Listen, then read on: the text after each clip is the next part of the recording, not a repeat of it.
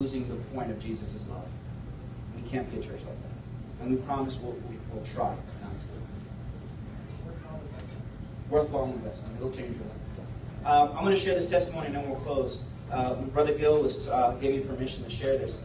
He came over to me, if you guys noticed, when we were worshiping, and he was telling me, he was just reflecting that, was it last Friday or this coming Friday? Friday that just passed. Friday that just passed was his anniversary. And I think it's awesome that he remembers his anniversary from when he first started coming to church. And it's been 4 years, Gil? 4 years since becoming a church. We got this guy through taking a test. We made sure he finally took his test. He got a promotion. He's working in Manhattan now. So, he's just doing awesome. I mean, just moving along to get things done in his life. And here's what reflected on me. A year before that time he started coming to church, he had lost his brother. And that death, man, pulled him away from God. I didn't want nothing about it. 8 years. 8 years. So you were distracted for 8 years. You want to tell your testimony? Let's go, Gil. Basically, Come, you got to get ready for preaching in a minute. Get ready. Basically, 8 years. What I was saying was, that's why I like the Facebook reminders, because it reminds me. I have it in my calendar, my phone to remind me every 18th of September to remind me on September 18, 2011. Was the first time I entered church, because one of the things that you were saying was, if it's not funeral, baptism, things of that nature, weddings, you don't go to church. And for 8 years of my life, my brother was taken away from me, because the only tattoo I had, my brother was murdered. This November will be 12 years. So for 8 years of my life, going from a person that was raised in church, as far as going to church every weekend with my mother and all that stuff, I needed someone to blame, because it was an unsolved mystery. I needed someone to blame. So the easiest person to blame was God. So for 8 years of my life, it was one of the darkest journeys of my life. And I realized that it was in those times that I didn't like church. I needed someone to blame, so I blamed God. And I had a best friend, Rosa, who always invited me to church, and I was like, no, I'm good. And then those moments when I'd be like, oh, you know what, maybe I'll go to church. Oh, how long? Oh, 90 minutes. I don't know about that. No, I'm good, thanks. In those days, it was like 2.5 hours. Yeah, back then. So it was my brother's death that took me away from church. Then my grandmother's death made me reflect, because she lost her battle of cancer on August 30th. And this August 30th was 5 years. So what reflected was, in August 30th of 2010, I realized that even to her last breath, she was praising God. Always still went to church. And it just made me open my mind back to believe, you know what, maybe I'm not there, but I need to allow God back into my life. So that year, I wasn't ready to just jump back into church, but I was able at least to let God back into my life.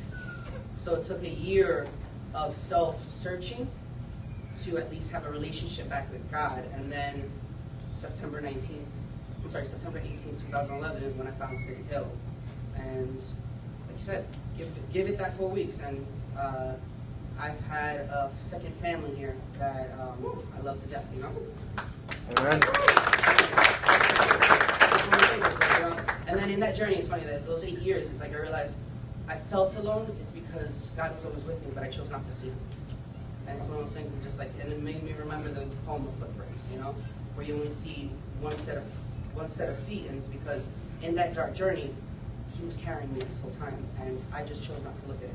I just chose to look at the 8 years of darkness that I grew from, the darkest 8 years of my life that I will never forget. But I stand today, took me 8 years to mourn my brother's death to be able to celebrate his life now. And now I look at it as, you know what, I'm extremely blessed now. And it's because I have God in my life again. Come on, baby. I'll give me a second. If you notice, he's like, no, I don't want to preach. Hey, so you had to share something? You mentioned the sequence. Guests, friends, and family. Being a guest for the last 2.5 months heartens me. This is an environment where where I can go and nobody's standing in line to find fault with me. I get a lot of hassle at the hotel, but I bear it with a certain degree of joy, knowing that on the weekend I will be back with my Christian buddies. This is life, man. The other 6 days are split between, oh, I endured, but that doesn't have much meaning anymore. Because when I'm alone or standing or sitting, I tell myself gently, don't just sit there, pray something. And that carries me through to the next little fellowship meeting that I go to. There was no mass this morning. And I missed the early stage, or I'd have been here an hour ago. I like this place. Not only am I greeted like some kind of a prodigal, but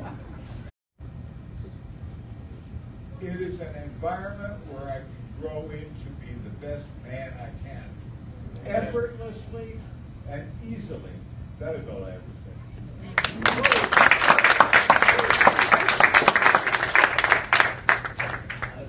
We got to take that picture there, man. Enough said. Enough said. Guys, let's stand on our feet.